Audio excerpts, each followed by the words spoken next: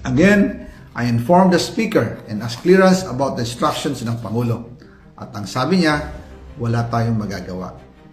Kaya po nagtataka ako kung bakit sinasabi ni Pangulo na hindi niya makilala ang budget.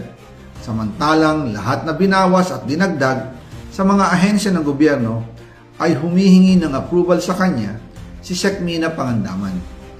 Bago namin ginawa o tinapos ni Senator Chis Escudero during the BICAM. Sinabi pa ni Sec. Mina, everything is cleared with the President. Basta importante, pasok ang pondo na request ng Pangulo. The following day, sinabi ni Sec. Mina, approve na si Presidente BBM sa lahat na binawasan na ahensya.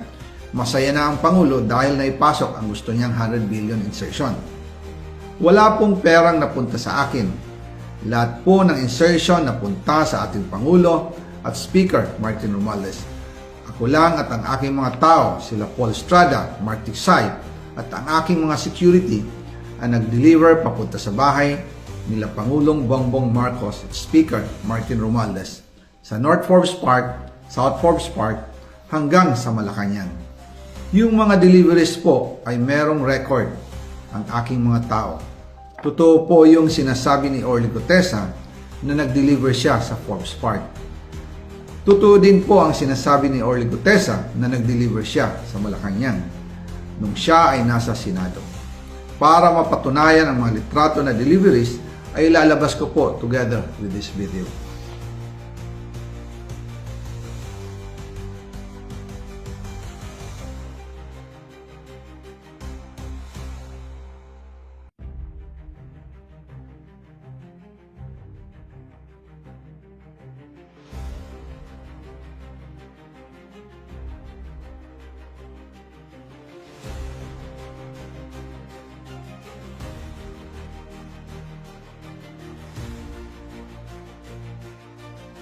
After po ng approval ng budget sa General Appropriations Act of 2025, nagtanong po ako sa DPWH kung magkano ang kailangan na ibigay sa Office of the President o ang SOP na bigayan.